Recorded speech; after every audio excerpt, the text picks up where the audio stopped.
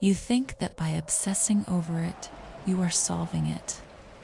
You believe that if you analyze it from just one more angle, you will finally find the closure you need to rest. But you aren't solving anything. You are just picking at a wound and wondering why it won't stop bleeding. Think about what happens when you accidentally get ink on your hands. Your immediate, frantic reaction is to rub your hands together to get it off. But without water, that friction does something terrible. It presses the ink deeper into your skin, spreading the stain until your entire palm is black. This is exactly what you are doing with the thought that is bothering you tonight.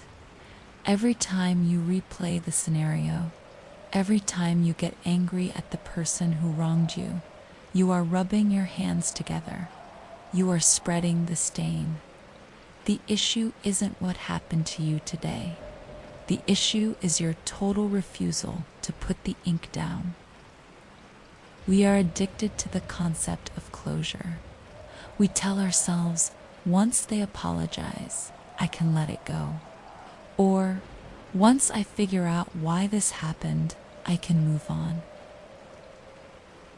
The ancient Stoic philosopher Epictetus exposed the mathematical flaw in this logic.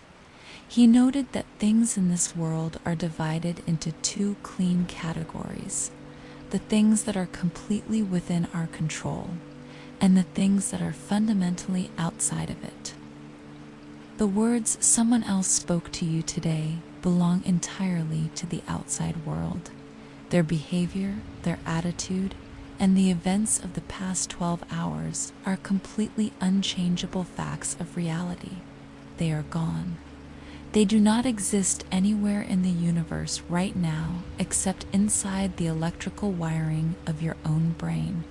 When you demand that the outside world change before you allow yourself to feel peaceful, you are giving away your sovereignty.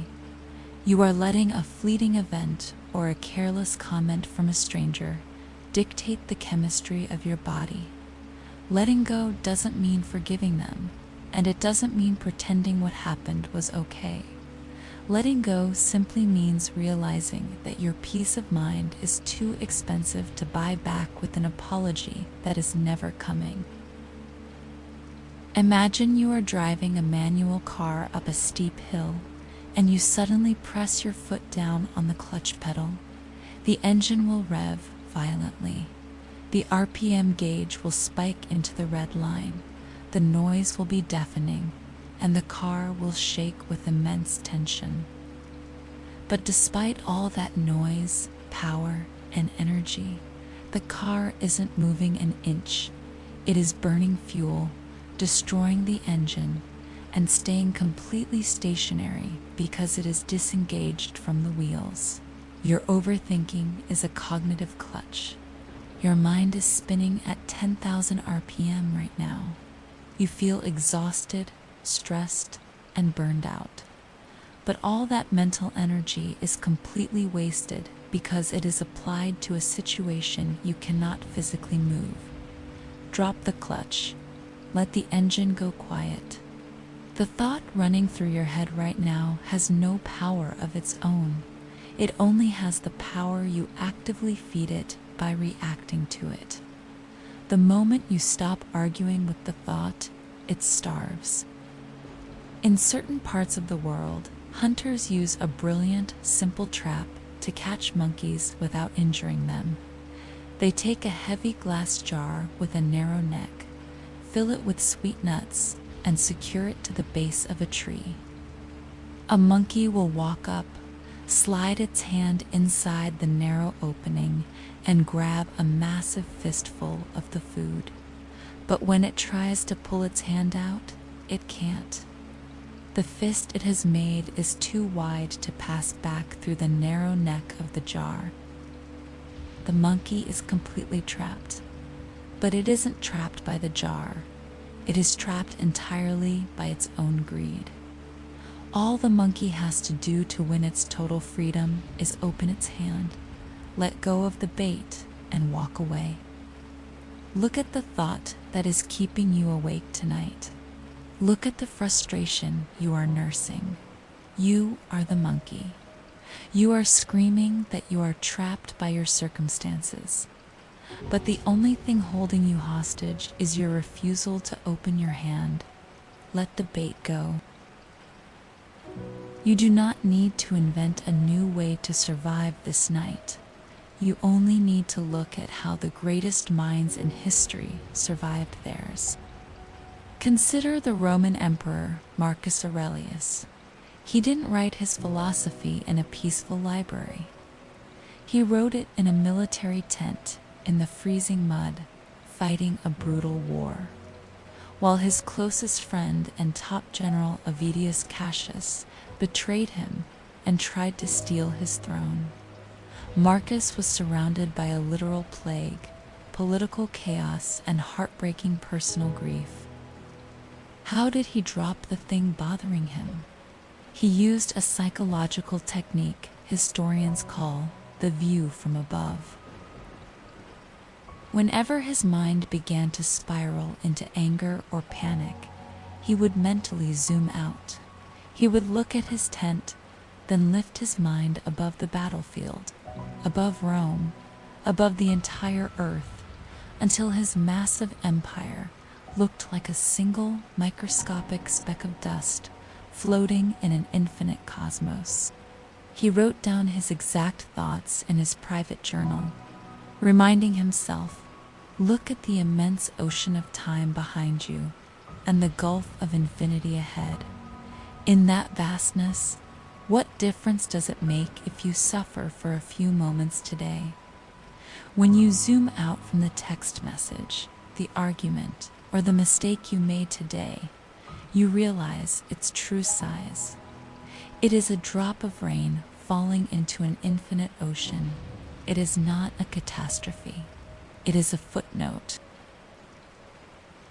If zooming out feels too abstract, look at Epictetus. He was born a slave. He spent the first half of his life being physically abused, ultimately left with a permanent, agonizing limp after his master deliberately broke his leg. He had every right to be consumed by bitter rage and constant anxiety. Yet, he became the most liberated man in the ancient world because he mastered a single practical rule: the dichotomy of control. Epictetus realized that whenever something is bothering you, you must ruthlessly divide it into two columns.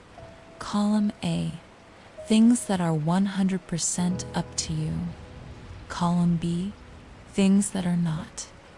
The actions, opinions, and mistakes of other people belong strictly to column B.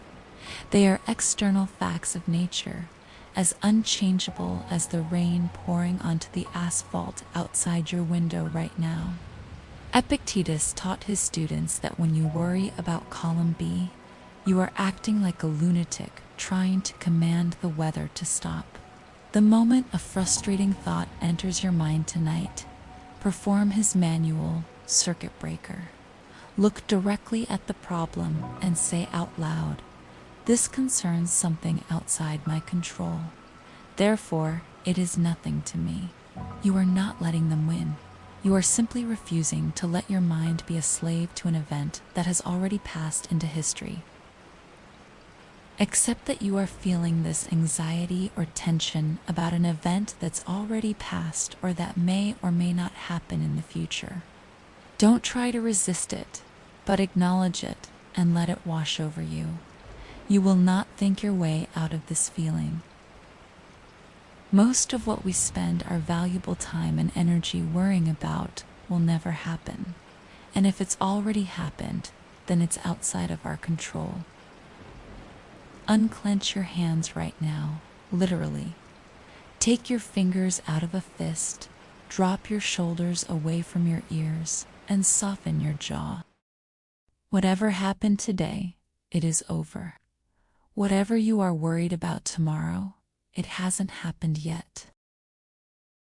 The mental loop ends the exact second you decide that you are done participating in it. You don't need to fix it. You just need to leave it on the street where it happened. Open your hand. Let it go. This is neon silence. Join the silence.